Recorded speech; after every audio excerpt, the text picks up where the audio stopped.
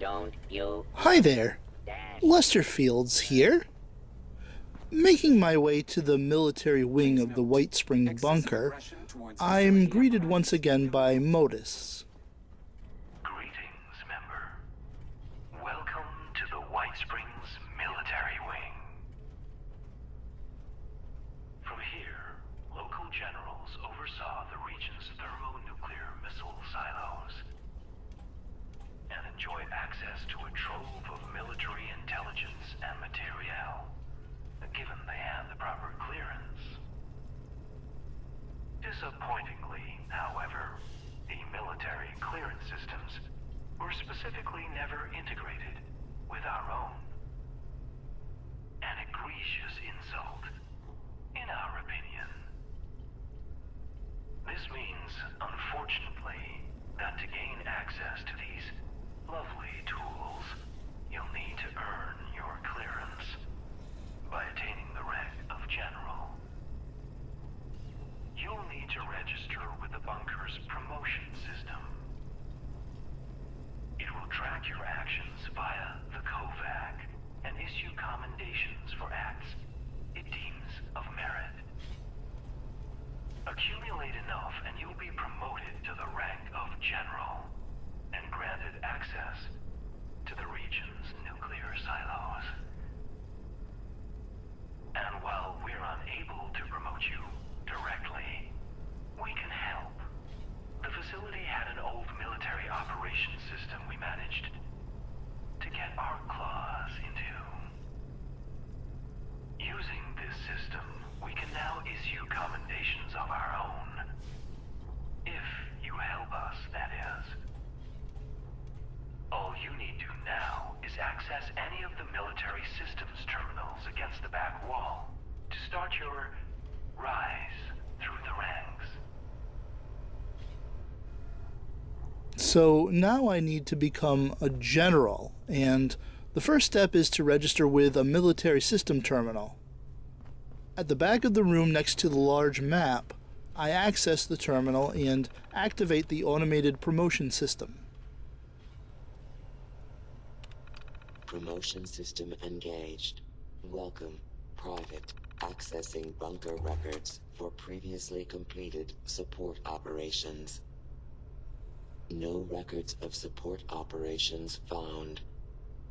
System requires additional commendations.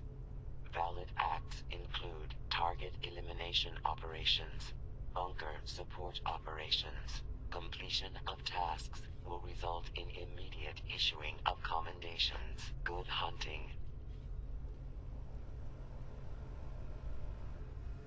What I need to do now is earn 10 commendations, either by killing scorch beasts or starred epic creatures, or by completing events for the Enclave.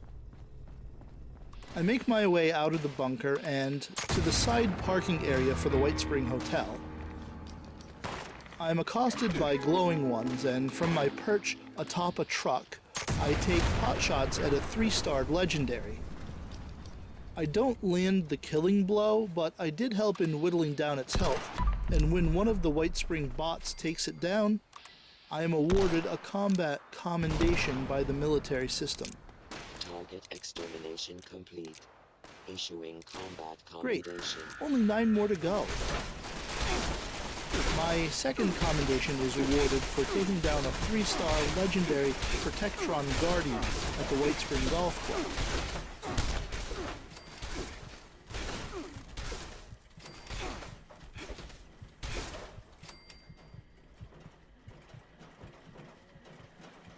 Potential threat neutralized. Issuing combat commendation. Beginning pursuit. After that, it takes me a few days to earn the other commendations, but I eventually get there. Returning to the White Spring bunker, I find I now have access to the command center and am greeted by Modus at my new rank of General. Welcome, General, to the command center. This space served many purposes. Armory, archives, education center. But its most critical role was its connection to the local nuclear missiles. A short training regimen was added generals familiarize themselves with the nukes, their capabilities, and their dangers. If you wish to acquaint yourself with their intricacies, you're welcome to approach the posters against the wall. If you'd rather jump right in, you may speak to any of our command terminals to move on to the next step in your personal nuclear arms race. I'm prompted to complete the nuclear training tutorials and begin right away.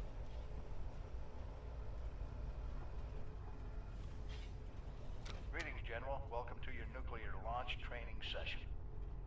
Over the course of the next 4 posters, you'll be taught everything you need to know about utilizing the Appalachian Automated Launch System. During your briefing, you should have been issued a nuclear keycard. During an actual launch, you will need to insert the card into the designated slot before entering your launch code, at which point the keycard will be consumed. Additional card drops will be brought in by automated convoy should the DEFCON rating continue to worsen. You may speak to your logistics officer as to the location of the pickup for your additional cards, should the circumstances arise. And oh, have they arisen. This DEFCON rating the General speaks of has been pegged at its maximum for some time now, due to the hazardousness unleashed by our earlier guests. The silver lining of this is that one can often find a keycard convoy en route somewhere in Appalachia. We're happy to use our restored surveillance tools to help you track them. Access any of the surveillance system terminals to initiate your hunt.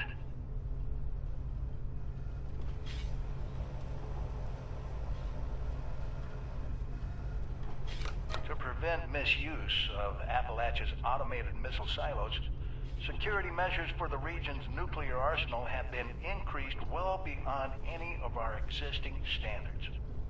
Each silo has its own 8-digit launch code, which is valid for a single week. These codes are broken into 8 individual number-letter pairs, each carried by a designated officer who is under strict orders to guard their code piece with their life. The order of numbers has been encrypted using a series of methods to prevent improper deployment. The bunker staff of specially trained code decryptors will provide the officer corps with the code when it is renewed each week. The decryptors, it should come as no surprise, are dead. It will be up to you and your fellow members to decrypt each silo's launch code before they are regenerated. We, however, might be able to help. We've gathered all the information we could recover related to the codes and their encryption in the archives on this floor. It's also our belief that the flip card displays in this room had something to do with the code. What exactly, we'll leave up to you and your compatriots to uncover. And we're more than happy to use our surveillance systems to track down the last known locations of these code-bearing officers. Just approach any of our surveillance terminals.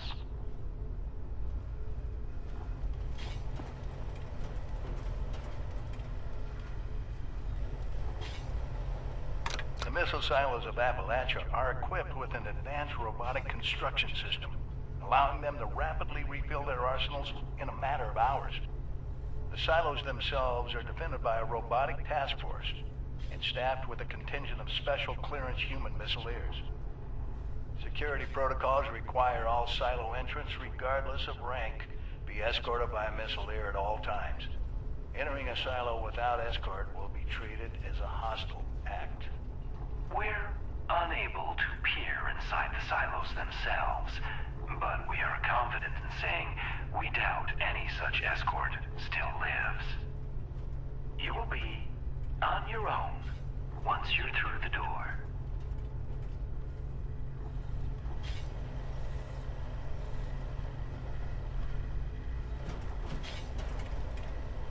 to the region's advanced missile installations, there's a high chance of a retaliatory nuclear strike touching down somewhere in Appalachia. The intense radiation released by such a blast can have devastating effects on the local flora and fauna, mutating them into hideous monstrosities fit only for a quick death. To the contrary, General. Our memory banks suggest quite the opposite. Our previous residents managed to acquire samples of some materials created shortly after the first bombs fell, and what they found was illuminating, to say the least. Materials of exceptional versatility and volatility. However, if you can stabilize them fast enough, a jaunt into a blast zone, it seems, could be a productive one. Documentation related to these materials can be found in the archives.